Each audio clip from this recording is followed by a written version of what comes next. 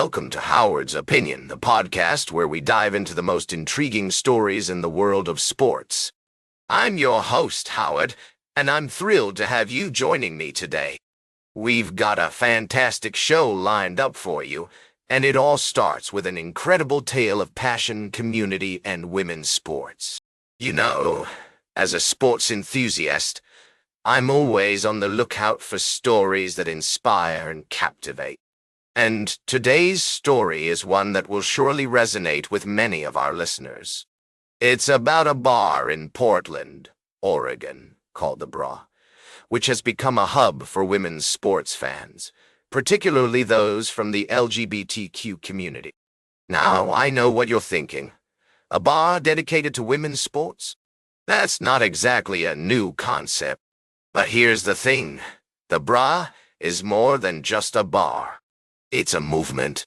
It's a symbol of inclusivity and acceptance where people come together to cheer on their favorite teams and athletes without fear of judgment or persecution. The story behind The Bra is fascinating. Its owner, Jenny Nguyen, had a vision to create a space where women's sports fans could gather and celebrate their love for the game. And despite facing some initial skepticism and even hostility, Nguyen persevered, and The Bra has become a beloved institution in Portland.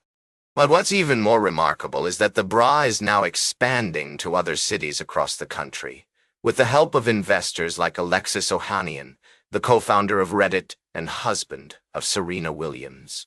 It's a testament to the power of community and the growing demand for women's sports. As I delved deeper into this story, I was struck by the sense of camaraderie and belonging that The Bra has fostered among its patrons. It's not just about watching games. It's about being part of a larger family that shares your values and passions. And that, to me, is what sports are all about. So, if you're as intrigued by this story as I am, stay tuned. We'll be exploring more aspects of The Bra and the world of women's sports in future episodes. But for now, let's take a quick break. We'll be right back with more fascinating sports news on Howard's Opinion. Welcome back to Howard's Opinion. We're diving into the world of sports, and I've got a fantastic story to share with you all. The Oklahoma City Thunder has just tied up the NBA Finals against the Indiana Pacers, and it's getting intense. Our panel of experts weighed in on the game, and let me tell you, they had some fascinating insights. Apparently, the Thunder's defense was the key to their win, with Chet Holmgren shaking off an injury scare to help his team secure a crucial victory. The guys discussed how huge it is for OKC to have regained home court advantage, with 2 out of the next 3 games taking place at the Paycom Center. As Jenny Carlson put it, is there an adjective impactful enough to describe how big that is? Even those words might not be enough. The team also talked about the starting lineup, with some arguing that Isaiah Hartenstein should get the nod over Cason Wallace due to his passing abilities and control of the glass. Meanwhile, Joe Musato highlighted the Thunder's impressive home record with a 9-2 win-loss ratio and outscoring opponents by 21.6 points per 100 possessions. It's clear that this series is going down to the wire, folks. The Thunder has momentum on their side, but the Pacers aren't giving up yet.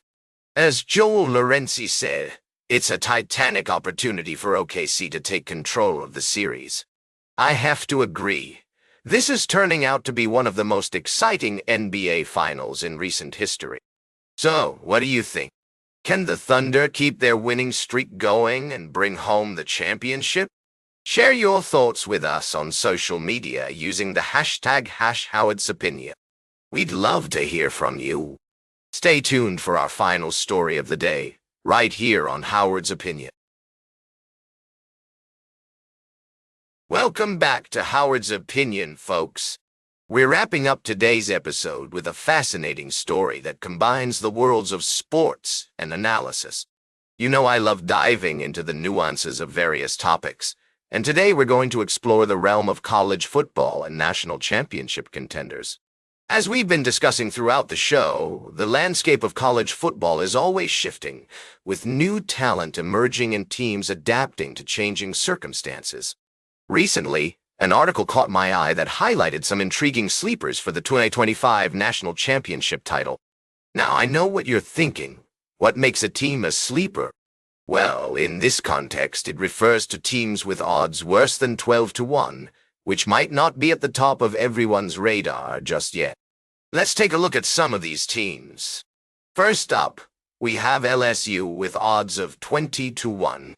Brian Kelly has been working his magic, and their transfer class is looking incredibly strong.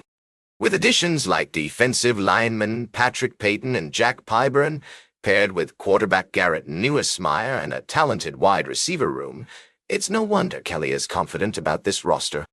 Another team that caught my attention is Clemson, with odds of 13 to 1. They've got a seasoned quarterback in Cade Klubnik, a gifted batch of wide receivers, and a solid offensive line. Not to mention their defensive lineup, which includes players like Peter Woods and TJ, who should be hearing their names called early in next year's draft. We also have some longer shot sleepers like Michigan with odds of 22 to 1 and Mississippi with odds of 25 to 1. Both teams have the potential to make a significant impact, especially if they can get their quarterback situations sorted out. And then there's Oklahoma, with odds of 66 to 1, a true Hail Mary sleeper, but one that could potentially pay off if they can navigate their daunting schedule. As we close out today's episode, I want to leave you with some food for thought.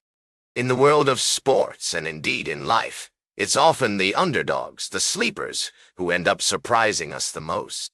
So keep an eye on these teams, folks, because you never know what might happen. That's all for today's Howard's Opinion. Remember to like, share, and subscribe. And until next time, these are some of my humble thoughts.